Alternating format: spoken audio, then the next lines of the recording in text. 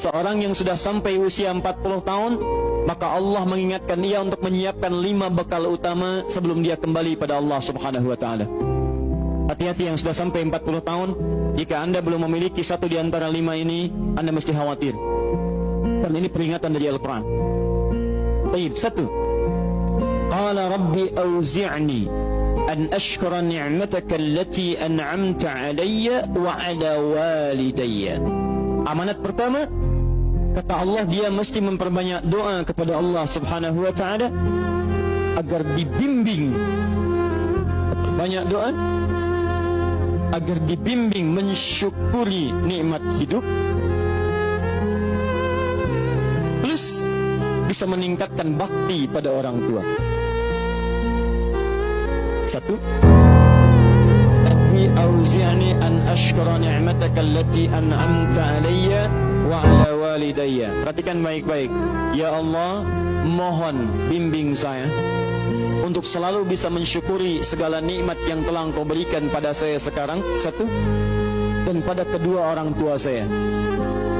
Baik, jadi kalau sudah sampai usia 40 tahun, pertama, Anda memohon doa kepada Allah untuk dibimbing terus bersyukur kepada Allah.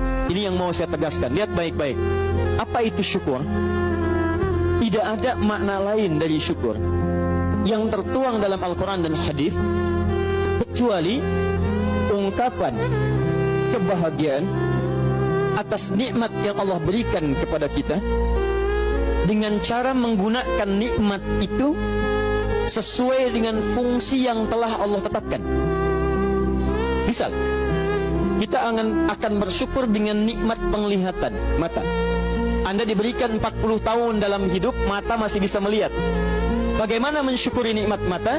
Kalau Anda ingin syukuri nikmat mata, maka yang paling singkat, gunakan nikmat mata ini sesuai dengan peruntukan yang telah Allah tetapkan. Fungsi yang telah Allah tetapkan. Apa fungsi mata? Masih ingat? Melihat yang baik-baik. Quran surah ke-24 ayat 30 untuk laki-laki, ayat 31 untuk perempuan. Qul lil mu'minina yaghuddu min absarihim. Katakan pada pria-pria yang merasa punya iman. Dengan iman itu dia yakin dengan akhirat. Wabil akhirati hum yuqinun. Karena yakin dengan akhirat dia sadar akan pulang dan dia tahu nikmat matanya akan ditanya oleh Allah Subhanahu wa taala. Katakan pada pria-pria yang yakin bahwa matanya akan ditanya oleh Allah. Quran surah ke-17 ayat 36. Inna sam'a wal basara wal fuada kullu ulaika kana anhu mas'ula. Setiap pendengaran Anda, penglihatan Anda, plus apa yang Anda fikirkan, satu saat akan ditanya, dipertanggungjawabkan di hadapan Allah Subhanahu wa taala. Karena itu kata Allah, katakan pada orang-orang yang yakin dengan itu semua, ghuddu ya ghuddu min absarihim, matanya hanya boleh melihat yang baik-baik saja. Yang tidak baik palingkan. Ibu juga sama, ayat 31-nya. Wa kullil mu'minati yaghdudna min absarihinna. Katakan pada perempuan yang merasa yakin dengan Allah, yakin akan pulang, yakin akan ditanya, matanya hanya boleh melihat yang baik-baik saja menurut Allah. Yang tidak baik palingkan. Di ghaddul basar itu bukan enggak boleh lihat, Pak. Ghaddul basar itu silahkan lihat, tapi ketika yang dilihat tidak baik menurut Allah, maka palingkan dari itu semua. Ini tidak tepat, teman-teman sekalian. Anda hanya mengucapkan alhamdulillah ya, sampai sekarang penglihatan masih baik. Belum cukup. Baik itu dipakai lihat apa? Penglihatannya baik, tapi masalahnya yang dilihat baik tidak. Itu poinnya. Maaf, ada anak usia 4 tahun, Bu, Pak, tidak bisa melihat.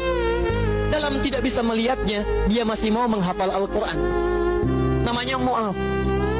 Tinggalnya di Asyut, adanya di Kaira, negaranya Mesir. Matanya nggak bisa lihat, tapi dia sampaikan pada bapaknya, Pak, saya ingin menghafal Quran. Saya ingin menghafal Quran. Kata bapaknya, kamu yakin? Saya yakin.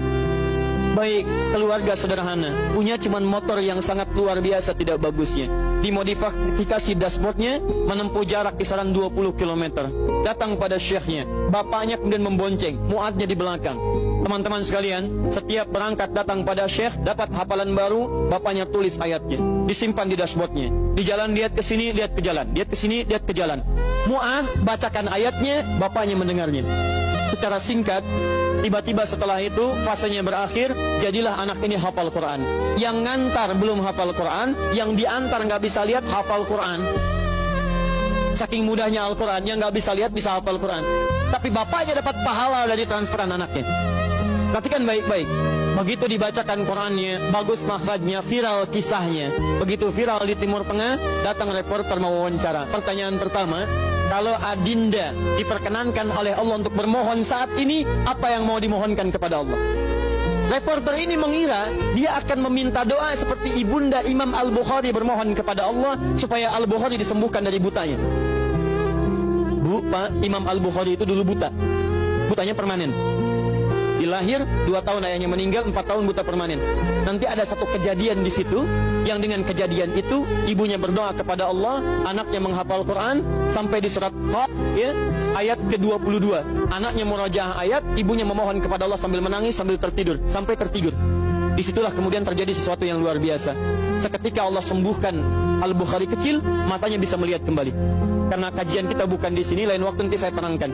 Anda yang punya kitab Fathul Bari, Syarah Sahih Al-Bukhari, beli jilid pertama, kitab Muqaddimah, halaman 634, paling kiri, paragraf yang ketiga, baris 1 sampai dengan 9. Anda temukan kisahnya. Nah, reporter ini mengira, ini Mu'adz akan minta kepada Allah seperti Al-Bukhari kecil memohon kepada Allah, matanya bisa melihat lagi. Ternyata lihat baik-baik. Kalau saya diperkenankan bermohon kepada Allah dan permohonan saya dikabulkan, maka pertama saya akan mohon kepada Allah untuk tetap membutakan mata saya sampai dengan kiamat. Ya Rabb, mohon butakan mata saya sampai kiamat, karena dengan buta mata ini saya bisa menghafal Quran. Saya takut ya Allah, kalau saya melihat lagi, mata saya melihat maksiat dan hilang Quran dari hafalan saya. Anda bisa bayangkan, anak kecil 4 tahun, mata nggak bisa lihat, digunakan menghafal Quran. Dan dia takut kalau melihat matanya dipakai maksiat. Antum dikasih 40 tahun. 40 tahun, lebih daripada 4 tahun, lebih dari 14 tahun. Anda sampai 40 tahun, dipakai mata. Dipakai apa mata Anda sampai dengan hari ini? Berapa maksiat yang telah Anda kumpulkan dari mata Anda itu? Mungkin wajar, jangankan hafal, baca masih sulit, lihat mushaf masih enggan, membaca masih susah. Kalau Anda sulit berhadapan dengan Al-Quran dalam pandangan Anda, tanyakan pada diri Anda, dipakai maksiat apa mata ini selama ini?